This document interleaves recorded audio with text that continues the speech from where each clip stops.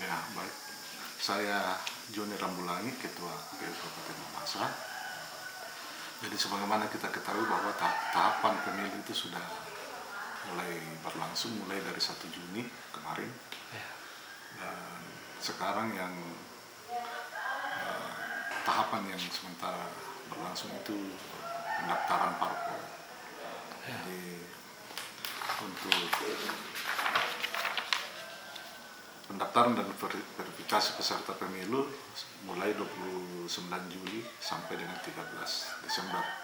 Jadi sebelumnya ada pengumuman, kemudian pendaftarannya mulai dari 1 Agustus sampai 14 Agustus di KPU RI.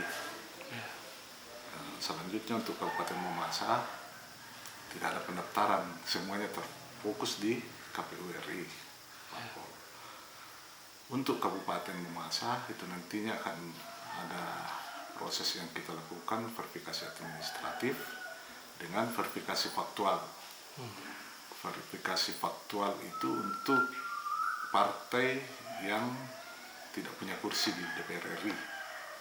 Jadi walaupun ada kursi di DPRD Kabupaten, tapi tidak punya kursi di DPR RI, tetap kita akan faktualkan keanggotaannya. Ya. Saya kira itu perbedaan antara partai yang sudah punya kursi dengan yang belum punya kursi di DPR RI. Ya. Saya kira itu yang kita akan lakukan dalam bulan ini dan dalam waktu dekat. Apakah ada perbedaan tahapan atau syarat ikut pemilu 2024 dengan pemilu sebelumnya dari sisi pendaftaran partai politik? Iya, jadi semua sekarang itu terfokus pendaftarannya di KPU RI. Ya. Kalau sebelumnya mendaftar di daerah dulu ada? Tidak semua, kan ini kan ya, jadi semua di KPU RI. Semua di KPU RI ya. Jadi di kabupaten itu hanya verifikasi saja. Iya, hanya dulu kan masih ada dokumen yang diserahkan di kabupaten. Sekarang semua di KPU RI melalui SIPOL. Jadi sebelum partai politik itu mendaftar di KPU RI, mereka harus memasukkan semua dokumen kelengkapan itu ke dalam SIPOL terlebih dahulu.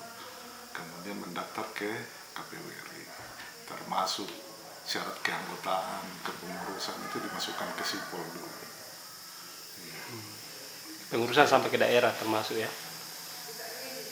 Ya. Nanti setelah mendaftar di sana, karena proses verifikasi administratif ini juga dilakukan KPU RI dan kemudian yang diteruskan ke kami mungkin untuk mengecek kegandaan, kemudian mencocokkan dengan KTA-nya, KTP-nya. Ya, saya kira itu yang kemudian faktual ya jelas KPU kabupaten yang melakukan semua di lapangan nantinya. Jadi tahapan sampai dalam tahun 2022 hanya itu ya Pak ya, pendaftaran dan verifikasi. Kita juga akan melakukan pemutahiran data. Pemutahiran data, kemudian juga akan mulai penetapan jumlah kursi dan penetapan daerah pemilihan. Dapil ya. Iya. Kalau di Mamasa ada rumor Pak akan berkurang kursi, apakah memang demikian? Ya, jumlah penduduk yang kita terima itu 163.870. Kalau jumlah penduduknya di bawah 200.000 atau antara 100.000 sampai dengan 200.000 itu 25 kursi. 25 kursi. Yang ada sekarang kan 30 kursi. Iya. Ya, kemungkinan berkurang 5. Memang akan berkurang, kemungkinan memang akan berkurang ya, karena syarat jumlah penduduk itu. Iya.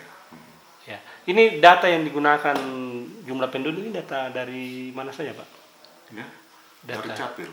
Tapi dari DAK 2 yang diserahkan dari KPU RI ke kabupaten nantinya.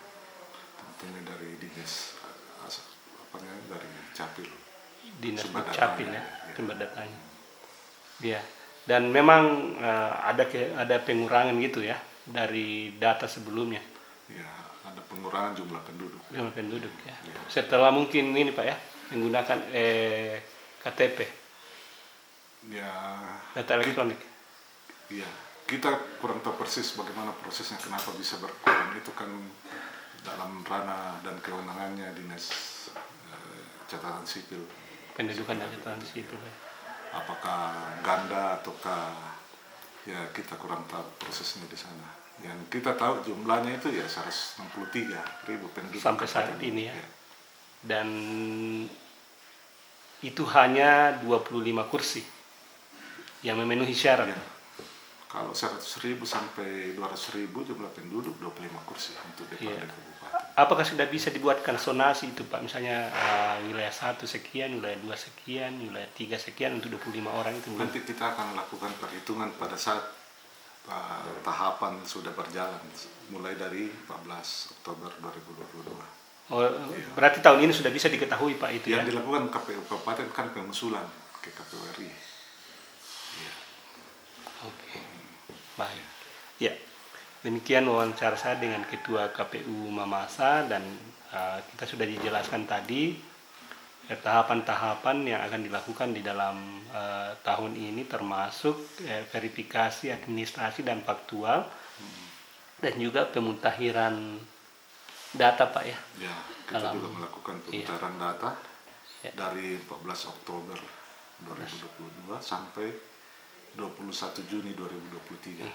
Mungkin ada himbauan kepada masyarakat sehubungan dengan tahapan-tahapan ini Pak. Ya, kita berharap bahwa karena tahapan pemilu ini sudah mulai berlangsung, ya saya mengajak kepada seluruh lapisan masyarakat untuk bagaimana berpartisipasi, terutama pada saat pemutakhiran data pemilih nantinya. Apabila ada yang belum terdaftar dalam daftar pemilih, dapat mendaftarkan dirinya di tempat-tempat yang sudah ditentukan.